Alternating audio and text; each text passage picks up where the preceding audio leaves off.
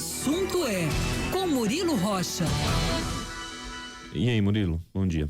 Bom dia, Lucas, bom dia, Luciana, bom dia, ouvinte da Band News. Bom dia. Trazendo primeiro, antes de comentar sobre essa semana mesmo, aqui para o nosso ouvinte, né, sobre aquela reunião de sexta-feira do governador Zema com o presidente Lula e outros governadores. Falei que ia trazer o resultado dessa reunião, né, ia comentar hoje aqui. Então é um dos assuntos desta segunda e, como a gente havia adiantado, a pauta do encontro foi realmente rodovias federais, BR-040, BR-381, BR-262, por alguns dos pedidos aí do governador para acelerar as obras em Minas Gerais dessas 3 BRs, citou outras BRs, mas num vídeo que ele gravou após o encontro, ele não concedeu entrevista, o Zema, ele gravou um vídeo após o encontro, ele citou a BR-040, a BR-381 e a BR-262, com um pedido que o governo acelere as intervenções, as obras de recuperação, ou então aquela revisão de concessão para duplicação, todas pediu prioridade nessas rodovias federais e citou neste vídeo que ele soltou após esse encontro com o presidente Lula e os governadores, citou essas 3 BRs. Outra pauta importante dessa reunião, importante para o governo de Minas, é a questão da repactuação da tragédia de Mariana, repactuação daquele acordo que envolve Fundação Renova, envolve Espírito Santo, Minas Gerais, envolve o governo federal, né? E as empresas Vale, BHP e Samarco, né? A Vale e a BHP são as detentoras aí, as donas da Samarco, né?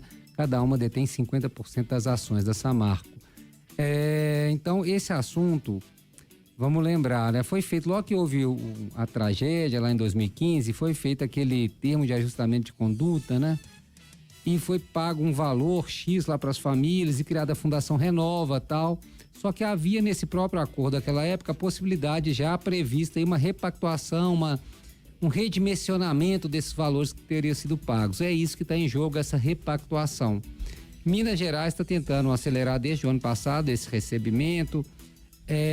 O Espírito Santo está envolvido também, mas também o governo federal está envolvido. Por isso, essa pauta foi levada pelo Zema para essa conversa com o presidente Lula como uma prioridade. Por quê?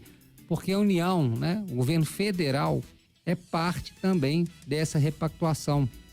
Lembrando que o Rio Doce é considerado um bem, né, da União, é um rio que corta 2 estados.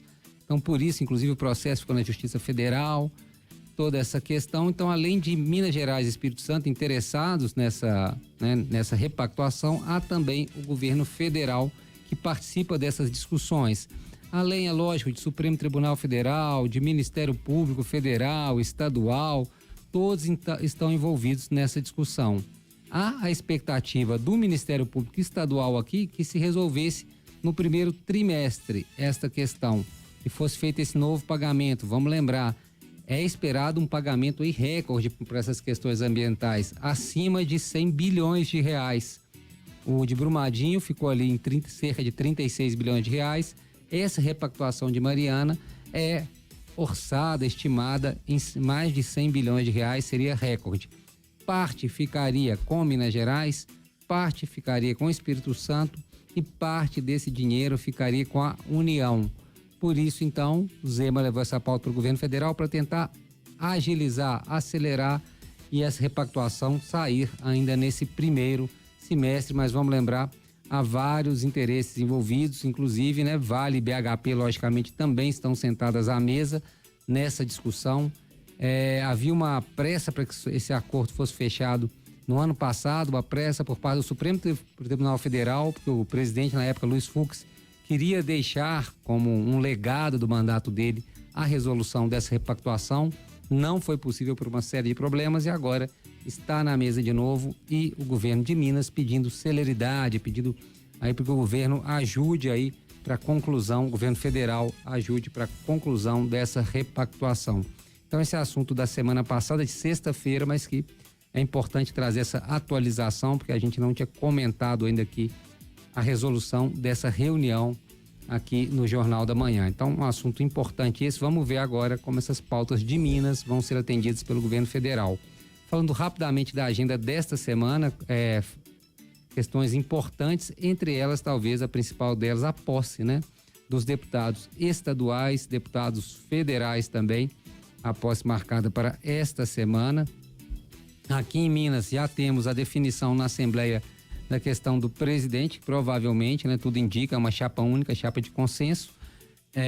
Tadeu Leite vai ser, né, conhecido como Tadeuzinho, vai ser aí o próximo, tudo indica que vai ser o próximo presidente da Assembleia. O governo de Minas não conseguiu emplacar um candidato da situação, um candidato do governo, e acabou aderindo aí na última hora à candidatura que seria independente aí, mas também apoiada pela oposição. O governo, como não conseguiu lançar nenhum nome, acabou aderindo aí à chapa do deputado Tadeu Leite, então que deve ser aí sacramentado aí logo depois da posse dos deputados, deve ser sacramentado como novo presidente da Assembleia Legislativa de Minas Gerais. No nível federal, havia a expectativa, por causa dessa ação desse grupo de advogados, chamado Prerrogativas, é um grupo formado por advogados que havia impetrado essa ação aí, entrado com essa ação, na verdade, pedindo a não posse, né? A suspensão da posse de deputados que apoiaram ou incentivaram os atos criminosos do dia 8 de janeiro em Brasília.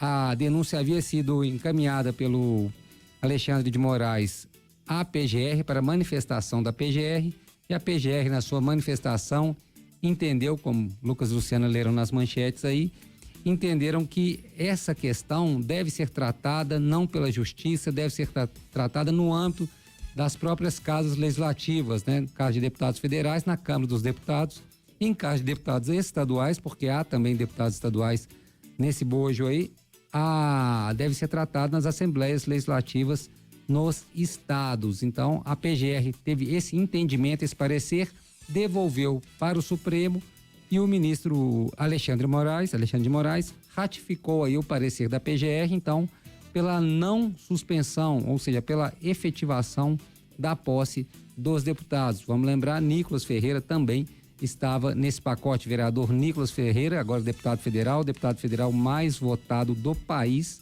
estava nesse pacote também, correndo o risco aí de ter algum problema com a sua posse, mas Alexandre de Moraes resolveu entender esse parecer da PGR, acatar esse parecer da PGR.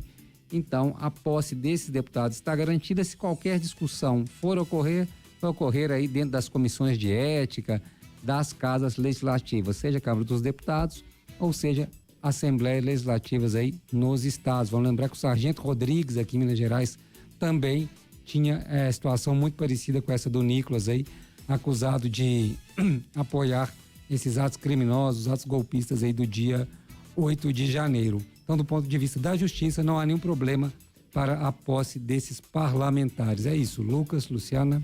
São 9h40.